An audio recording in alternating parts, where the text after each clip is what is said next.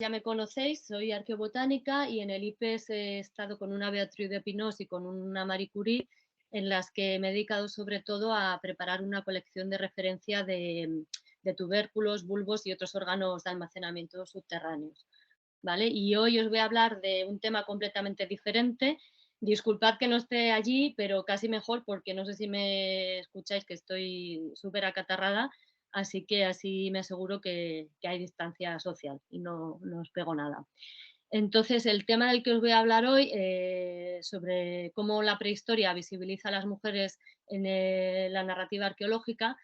perdona, sobre cómo la arqueobotánica visibiliza a las mujeres, es un tema del que no soy directamente especialista, no me dedico a trabajar en él, pero que es tangencial y colateral de toda mi investigación y que es un tema al que siempre le he dado muchas vueltas. Hoy no vengo a discutir cuestiones directamente de género, sino más bien una reflexión de cómo el estudio de los restos arqueobotánicos nos permite poner de relieve el rol de las mujeres en las economías pasadas y en la organización social de los grupos prehistóricos.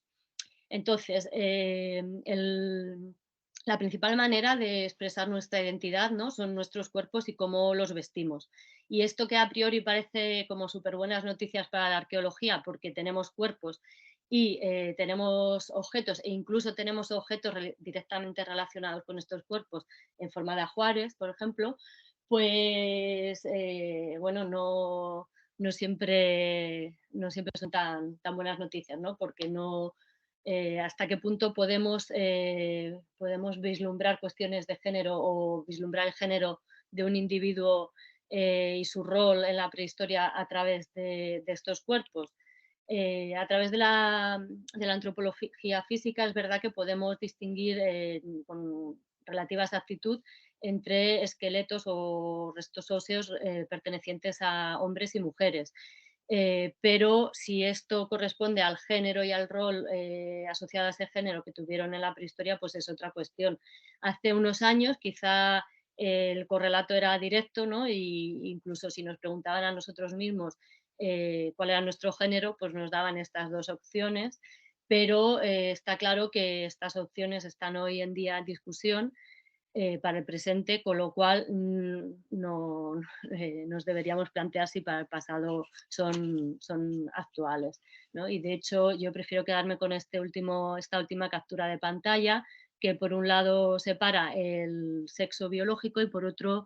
el género, perdona la calidad. No obstante, es un tema que ha suscitado muchísima atención y se ha estudiado desde muchos puntos de vista, desde, desde los años 40, 50 del siglo XX. Y está claro que necesitamos aproximarnos a él de alguna manera. Eh, es importante también porque la prehistoria se usa y se ha usado para construir y apoyar, ¿no?, cuestiones actuales. Y entonces, como apunta Margarita Sánchez, por ejemplo, entre otras autoras, si nos fijamos solo en algunos de los actores o en algunas de las actividades, especialmente si contamos que hasta hace pocas décadas la mayoría de académicos eran hombres y se fijaban sobre todo en las actividades masculinas, pues vamos a estar creando un relato y transfiriendo a la población un relato que está masculinizado y en el que las mujeres no estamos, no nos vemos representadas y no aparecemos como constructoras de la historia, y esto es injusto y es falso. Yo creo que a estas alturas no vengo a discutir si había o no división sexual del trabajo o cualquier otro tipo de división del trabajo mediada por cada cultura, ¿no?, sea en base a las cualidades o en base a la edad, pero en todo caso una manera de intentar mitigar o solucionar esta visión sería fijarnos en algunas de las actividades que normalmente se han obviado, ¿vale? A menudo, desde la arqueobotánica, nos acercamos a estas actividades a través de la etnografía y de la etnobotánica. En todo caso, siempre intentamos evitar caer en el actualismo, es decir, no porque vemos actividades llevadas a cabo por mujeres en grupos actuales, creemos que directamente las llevaban a cabo las mujeres en la prehistoria y tampoco asumimos que los grupos, por ejemplo, cazadores-recolectores o pastoralistas del pasado eran similares a los actuales. Pero sí que es verdad que casualmente las actividades que incluso hoy en día llevan a cabo mayoritariamente mujeres dejan poca traza en el registro arqueológico y hay que hacer un esfuerzo extra para buscarlas, el cual yo creo que es necesario, ¿no? Para visibilizar el trabajo de todas las partes del grupo. ¿De qué actividades hablamos? Pues hablamos de actividades como son todas las que tienen que ver con la reproducción, el cuidado y la educación de los niños, el cuidado de los vulnerables, el cuidado del hogar y aquí también en sentido literal el cuidado del fuego del hogar, que a menudo recae en manos de las mujeres, así como la recolección de la leña, la recolección de plantas, sea para usarlas como alimento, como medicina, como materia prima para diferentes tareas cotidianas como la fabricación de cuerdas y cestos o el trabajo textil, tanto directamente con las plantas como la preparación de productos animales para su curtido, su teñido y la preparación final de ropas y adornos, ¿no? Son algunas de las actividades que tengo yo en mente cuando me refiero a esto. Y todas estas que os marco dejan a menudo huellas en el registro arqueobotánico. Eh, en este caso me refiero al registro macrobotánico, que es en el que yo trabajo, ¿vale? Especialmente, pues eso, la recolección de leña, la recolección de plantas y algunos tipos de artesanías que son más visibles que otras, ¿vale? Y ahora voy a pasar a enseñaros una serie de estas actividades y representaciones etnográficas o incluso arqueológicas de ellas y su correlato arqueobotánico, ¿vale? Por ejemplo, relativos al cuidado de niños y de menores serían los portabebés, que en nuestro caso hay pocos correlatos o no se conocen correlatos arqueobotánicos, pero que seguro que estaban presentes de una manera u otra, ¿vale? Y bueno, como posible correlato os he traído una pieza de cestería que por sus técnicas y medida podría corresponder a un tipo de estas cunas portabebés, pero también lo que encontraríamos como reflejo de estos niños en la prehistoria serían algunos de los objetos que se han interpretado como juguetes, como estas figurillas del norte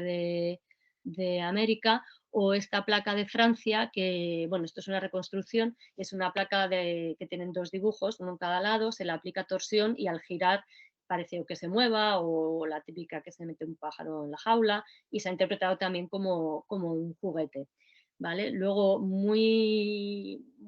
tradicional y muy bien conocido por la mayoría de nosotras es la recolección de leña, que en muchísimas sociedades está asociado al trabajo femenino y es llevado a cabo por mujeres que mueven grandes cargas y dedican gran parte de su trabajo diario a conseguir recolectar esta leña y luego cuidar del fuego, pero no solo las mujeres, sino que también es una actividad que a menudo llevan a cabo niños, niñas y personas mayores, con lo cual estudiar sus restos visibiliza a todas estas personas.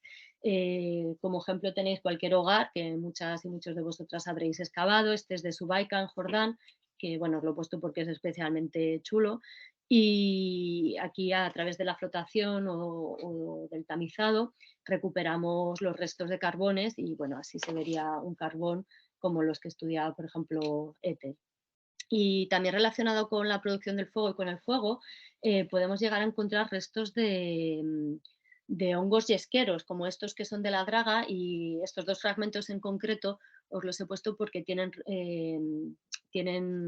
trazas de manipulación por las personas, por los seres humanos, y estarían relacionados también con la producción de fuego.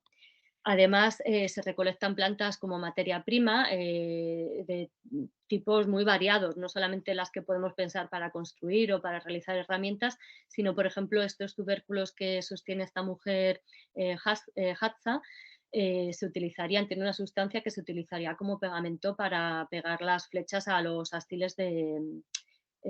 perdona, para pegar las plumas a los astiles de flecha. Y bueno, tubérculos, bulbos y demás restos arqueobotánicos de este tipo también recuperamos en las muestras arqueobotánicas, como es el caso de, a la izquierda tenéis este fragmento de la draga o a la derecha este fragmento de Zamość II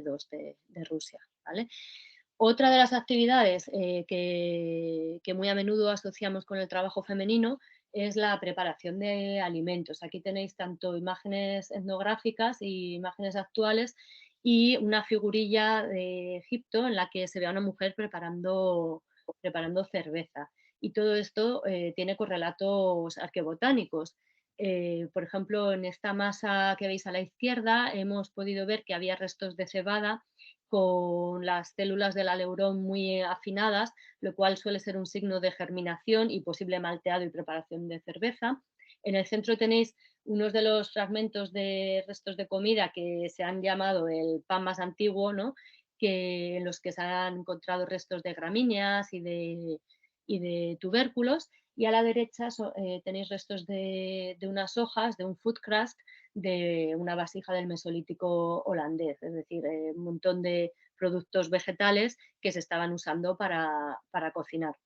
Y este no me podía aguantar de ponerlos, de un artículo que salió ayer, y son restos de comida. A la izquierda tenéis de Sanidar, en el Kurdistán iraquí, que corresponden al Paleolítico Medio, y además de muchas otras especies silvestres como mostaza silvestre o pistaquia, se han encontrado multitud de restos de gramíneas en estos restos de comida, algún tipo de preparado, no un pan, pero a lo mejor una torta o una papilla o algo así. Y a la derecha son restos de la cueva de Frankti que tienen un montón de fragmentos de Vicia arvilia, ¿vale? De una leguminosa, y son del Paleolítico final. Otra de las actividades cotidianas que seguro que requerían mucho tiempo de diferentes personas del grupo y que a menudo se asocian con el trabajo femenino son la producción de cuerdas y de cestos. ¿Vale? Entonces, las cuerdas, hay investigadores como Karen Hardy que han dicho que son un bien, bueno, que su producción requiere tiempo infinito y que son un bien que siempre están produciendo muchas sociedades tradicionales porque se usan absolutamente para todo, incluso cuando vas a recuperar, a recolectar más plantas para hacer más cuerdas. Y aquí tenéis un ejemplo de unas redes de pesca, de los nudos de esas redes de pesca de época mesolítica final de Zamość. En estas no hemos podido identificar la especie porque estaba muy deteriorada y no podemos identificar a qué especie corresponden, pero aquí tenéis unos restos de cestos tanto de la draga como de cova dels Fems, de la península ibérica, que son hallazgos menos frecuentes por cuestiones de preservación, en los que sí que se ha podido identificar a qué especie o familia pertenecen. Y también os he puesto estos cestos por ser especialmente chulos, tanto el cesto que bueno, corresponde a la tumba de Tutankamón, como como la interpretación arqueobotánica que ha permitido identificar de qué hojas están producidos. Y bueno, pues la idea un poco de presentaros esto es tanto reflexionar como que se tome conciencia, ¿no? De la importancia o el poder que tienen estos restos arqueobotánicos a la hora de poner de relieve la actividad de otros actores o, mejor dicho, actrices, ¿no? En las sociedades y en la economía de grupos pasados. Además que, por otro lado, permiten conocer un abanico de actividades y de técnicas que si no recuperamos estos restos y los estudiamos, pues quedan un poco o quedan totalmente escondidas y son parte de las economías necesarias para interpretar estos grupos. Insisto que no con esto queremos decir que solo las mujeres se ocupaban de estas tareas o que las mujeres no participaban en otras tareas como son la caza, lo cual está documentado, pero estas ideas o estas tareas siguen muy en nuestro imaginario colectivo, siguen muy asociadas a las mujeres y como no las estamos estudiando en muchas ocasiones de manera adecuada desde la arqueología, pues quedan invisibilizadas. tan asociadas a la actividad femenina están, que os traigo aquí como anécdota una foto de un libro un dibujo de un libro de primero de eso, de un libro actual que se está usando en clase ahora mismo, en el que aparecen varias mujeres representadas en un grupo de cazadores-recolectores, en el que las mujeres aparecen todas asociadas a la recolección de alimentos o a su preparación, a la preparación de elementos textiles, de preparar una piel para curtir una piel para utilizarla o coserla directamente. Como deje un poco más moderno, tenemos una mujer que está pintando la cueva, lo cual a menudo ni siquiera se contemplaría, pero relacionados con las actividades de caza, de despiece o de producción de herramientas aparecen solo hombres, ¿vale? Entonces, a mí esto me hace pensar que sí que siguen siendo o sigue siendo actual la necesidad de identificar tanto la diversidad de tareas como